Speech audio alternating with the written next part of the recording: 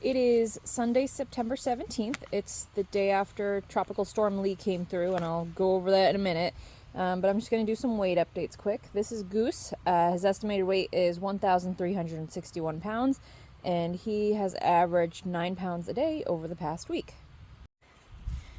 And we have Snoop Gourd. He is an estimated 1,311 pounds, and he is gaining 10 pounds a day. So this time of year, I'm really happy with these numbers. We've had some warmer days in the 60s and 70s, and nights are in the 50s, and actually 60s last week. So that's really good this time of year. If the nights were in the 40s, growth would be a lot less. So I'm kind of thinking that the tropical storm probably caused less change in the weight gains than like cold weather would. So even though we have some damage from the storm, which I'll talk about in a minute, I think the warmer weather will more than make up for it.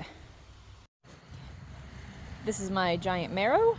He's an estimated 34.5 pounds and is averaging a whopping 3 pounds a day. It's Saturday night and I just got back from my 12-hour shift at work. Today, post-tropical storm Lee came through. This is what I came home to. Awesome. So I'm gonna, I guess, clean up what I can and deal with the damages tomorrow, I guess. Some of the roots got uprooted here. Luckily there's only 2 weeks till way off, but yeah, this is what I get to deal with tonight after a long day. So this is Sunday's update on the storm, the day after. There's definitely leaf damage, but it's not as bad as I thought it would be. Initially I was thinking, like 5 to 10% leaf damage. I'm kind of thinking more 15%, maybe 20% now, because even a lot of the leaves that look good, they are like snapped, like that one. And all these guys are kind of toppled over.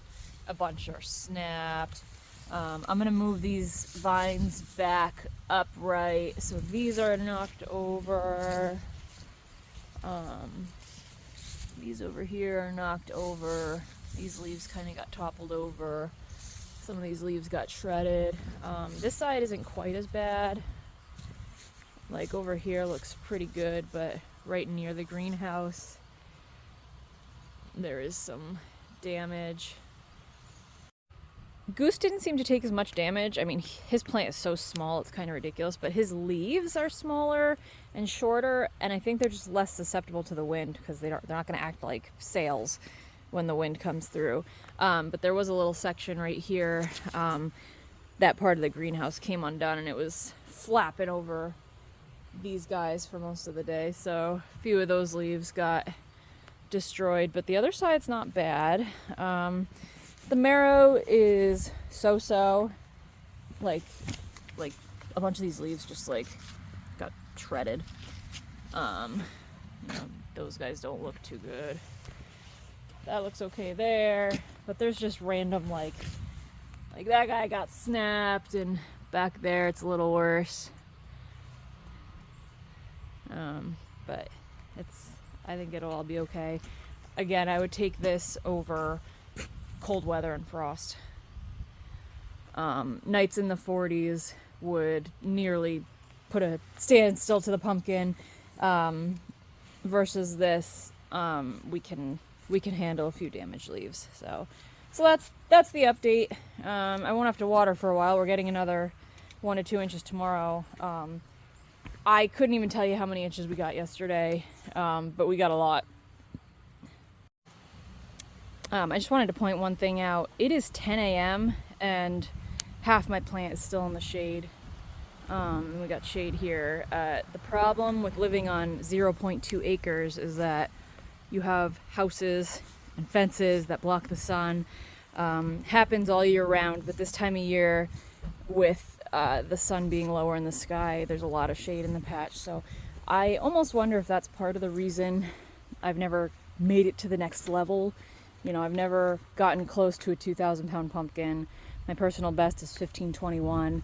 I wonder how much of that is shade. I don't know. I finally have some long gourds growing. One there. There's a few there. Yeah, I won't be breaking any records with these. I have neglected this plant all year, and they definitely prefer warm weather, not Maine. And I didn't really keep it warm in the spring, and it just took a long time to take off, but whatever. Also, I don't know if you noticed, but I have all these mothballs around the pumpkins. This is to keep the mice away. We have a huge rat problem in our house, and they have not bothered the pumpkins. It probably also helps that I have a huge compost pile over there that they can eat yummy food out of. The pumpkins don't really taste that good, so no problems with rats really, so that's good.